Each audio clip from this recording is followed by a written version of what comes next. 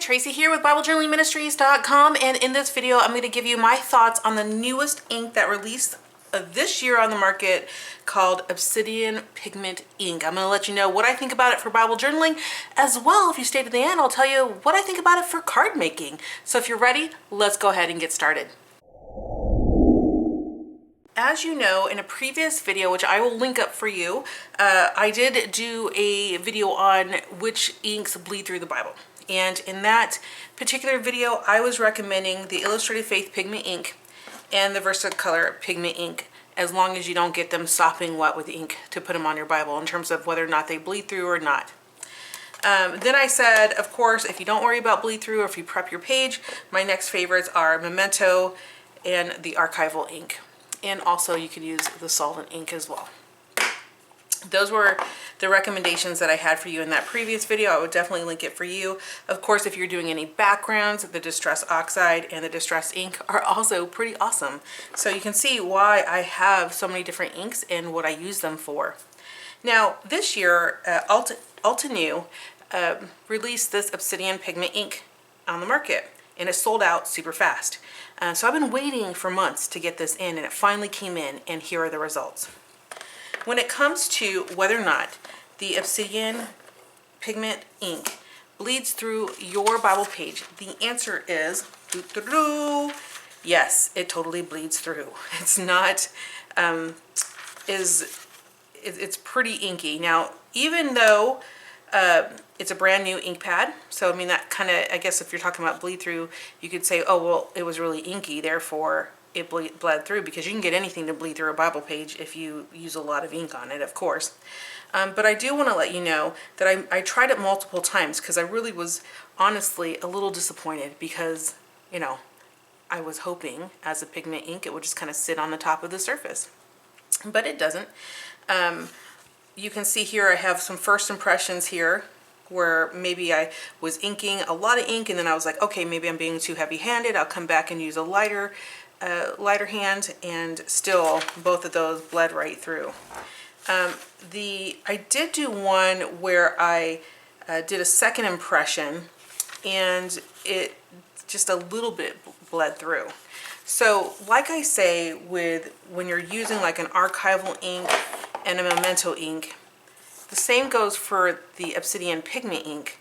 If you are going to use it in your Bible, you might want to stamp off onto a piece of paper first, and then stamp onto your Bible so that you don't get bleed through, or prep your page. Those are the recommendations I've had for these. Now these do make really great images. I'll show you those in just a minute, because I think you might still like this if you're a card maker or a scrapbooker.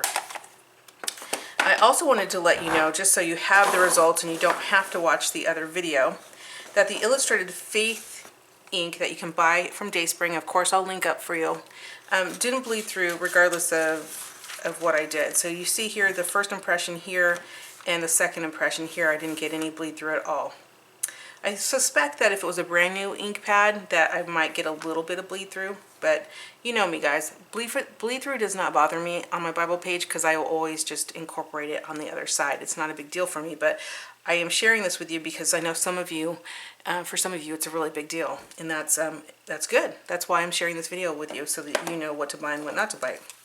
For the Versacolor Ultimate Pigment ink, that's this one here, I did one stamp here and the second stamp as well. And the first one almost bled through. There's quite a bit of ghosting, but for the most part it worked pretty well. So I'm going to stick with my original video recommendations. If you're using ink in your Bibles, for those of you who do that and are concerned about bleed through, I'm still recommending the Illustrated Faith and the Versacolor Pigment inks for your Bible if you're not prepping your page. Real quickly, I wanted to show you the Distress Oxide and Distress. So the Distress ink, that would be this one. That one did bleed through pretty good right here on the first impression, and then on the second impression it was just a little bit lighter, but you did get the bleed through. With the Distress Oxide, that's this one, it did bleed through a lot, and then also quite a bit as well on the second impression. I do like the Distress Oxides and Distress Inks for making backgrounds. I use a really, really light hand. Sometimes it bleeds through, oftentimes it doesn't. Whenever you're using it as a blending or in the background, I highly recommend these as well. If you like to do that kind of blending background, have really pretty nice soft backgrounds, I think they're perfect for that. But if you're just stamping with them, you do see the bleed through because you're really just inking up that stamp and sticking it on the page, and that page is just really soaking the ink. So it's really hard to find inks, let me tell you, for Bible journaling. Lastly, the solvent ink. This one did bleed through. You can see here on the page it bled through on the first impression and on the second impression. So don't really recommend this. Like I haven't recommended this as well unless you have a very dry solvent ink pad. Anything that you have that is like kind of old and dry will probably be fine for your Bible journaling. But in terms of, you know, which one would I purchase or recommend for you, again, Illustrated Faith and Versacolor are my favorites for Bible journaling. Now, as it relates to card making, there is a difference, and I wanted to show this to you. What I did here is I took a really piece of heavy cardstock, so I'm not worried about bleeding when it comes to the cardstock. And I used the Obsidian Pigment ink, I used the Archival ink, and the Memento ink. Okay? I want to show you how dark and crisp this Obsidian Pigment ink is.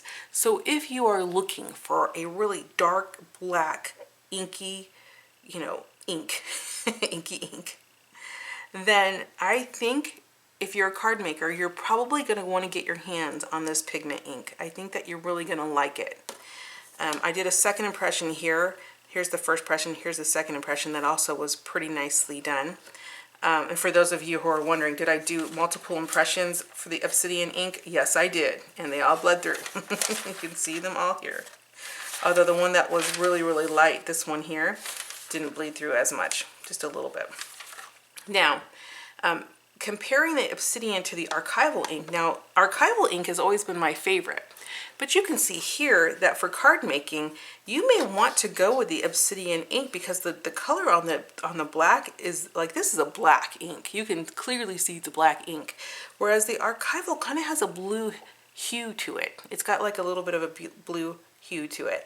So if I was going to choose between the two of these, I would definitely buy the Obsidian ink. Then lastly, I showed you the Memento. Now my Memento might need to be re-inked. But you can see here that the color is like a little bit lighter. Maybe it needs to be inked again, but it's, I mean, guys, it's brand new. So I can't say that it needs to be inked because it's like brand new. But it just, the color isn't as vibrant. So I can see why the YouTubers who are talking about this Alta New Obsidian Pigment ink, how like excited they were about it for card making. But in terms of Bible journaling, I do not recommend it. Don't think you need to waste your money on it. If all you do is Bible journaling and no card making, then, you know, pass on this one and get the ones that are sold by Dayspring. I will definitely link up for you. I will also link up for you a whole like guide I have on stamping inks for Bible journaling. It's a blog post that I will link up for you, so that you can learn more about the differences, like what is the difference between a solvent ink pad and a pigment ink, or waterproof or water resistance. This whole blog post goes right into that. So I hope this video was helpful to you. Give us a thumbs up. It really helps other people see us, and you have a wonderful day. Goodbye.